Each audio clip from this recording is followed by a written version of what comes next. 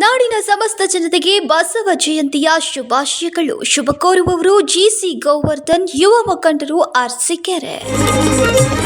ಬೆಂಗಳೂರು ಸೇರಿದಂತೆ ಹಲವೆಡೆ ತಾಪಮಾನ ಹೆಚ್ಚಾಗಿದ್ದು ಮುಂದಿನ 2 ದಿನಗಳಲ್ಲಿ ಪರಿಸ್ಥಿತಿ ಇನ್ನಷ್ಟು ಹದಗೆಡಬಹುದು ಅಂತ ಹವಾಮಾನ ಇಲಾಖೆ ಎಚ್ಚರಿಕೆಯನ್ನ ನೀಡಿದೆ. ಈಗಾಗಲೇ ಕರಾವಳಿ ಹಾಗೂ ಕಲ್ಯಾಣ ಕರ್ನಾಟಕವು ಬಿಸಿಲಿನ ಬೇಗೆ ತತ್ತರಿಸಿದ್ದು ಮುಂಬರುವಂತಹ ದಿನಗಳಲ್ಲಿ ಈ ಭಾಗಗಳ ತಾಪಮಾನ 45 ಡಿಗ್ರಿ ಸೆಲ್ಸಿಯಸ್ನವರೆಗೆ ಏರುವಂತಹ ಸಾಧ್ಯತೆ ಇದೆ. ಹೀಗಾಗಿ ಬೆಳಗ್ಗೆ 10 ರಿಂದ ಸಂಜೆ 5ರವರೆಗೆ ಅನಗತ್ಯವಾಗಿ ಹೊರಗೆ ಬರಬೇಡಿ, ಹೆಚ್ಚು ನೀರು ಸೇವಿಸಿ ಅಂತ ವೈದ್ಯರು ಸಲಹೆಯನ್ನ ನೀಡಿದ್ದಾರೆ. ಇನ್ನು ಕರಾವಳಿಯ ಉತ್ತರ ಕನ್ನಡ, ಉಡುಪಿ ಮತ್ತು ದಕ್ಷಿಣ ಕನ್ನಡ ಜಿಲ್ಲೆಗಳಲ್ಲಿ ಇಂದು ಉಷ್ಣ ಅಲೆ ಇರಲಿದ್ದು ಹೀಟ್ ವೇವ್ ಅಲರ್ಟ್ ಅನ್ನು ನೀಡಲಾಗಿದ್ದು ಜೊತೆಗೆ ಗುಡುಗು ಸಹಿತ ಮಳೆ ಕೂಡ ಆಗಬಹುದು ಅಂತ ಹವಾಮಾನ ಇಲಾಖೆ ತಿಳಿಸಿದೆ. ನೀವು ಸಣ್ಣ ಆಗ್ಬೇಕಲ್ವಾ, ಅದು ಒಂದು ಉತ್ತಮ ಆಹಾರದಿಂದ ಸಣ್ಣ ಆಗ್ಬೇಕಲ್ವಾ. ಪ್ರತಿದಿನ ನಮ್ಮ ಜೀನಿ ಸ್ಲಿಮ್ ನ ಯೂಸ್ ಮಾಡಿ ಯಾವುದೇ ಸೈಡ್ ಎಫೆಕ್ಟ್ ಇಲ್ದಂಗೆ ನೀವು ಸಣ್ಣ ಆಗ್ತೀರಾ.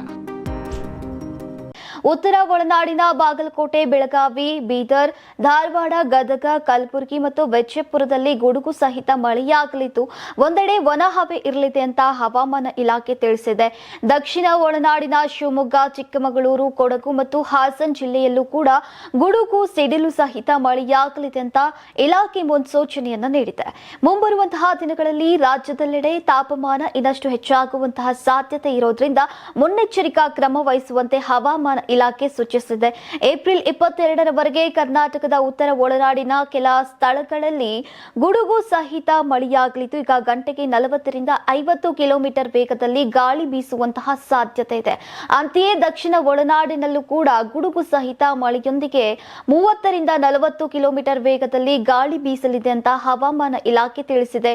ಮುಂದಿನ 5 ದಿನಗಳವರೆಗೆ ಕರಾವಳಿ ಪ್ರದೇಶಗಳಲ್ಲಿ ಉಷ್ಣ ಅಲೆ ಇರಲಿದ್ದು ಮುನ್ನೆಚ್ಚರಿಕಾ ಕ್ರಮ ವಹಿಸುವಂತೆ ಈಗ ಇಲಾಖೆ ತಿಳಿಸಿದೆ. ಇನ್ನು ಜೊತೆಗೆ ಏಪ್ರಿಲ್ 21ರವರೆಗೆ ಉತ್ತರ ಒಳನಾಡಿನಲ್ಲಿ ಆಲಿಕಲ್ಲು ಮಳೆಯಾಗುವಂತಹ ಸಂಭವ ಇದೆ ಅಂತ ಹೇಳಲಾಗಿದೆ.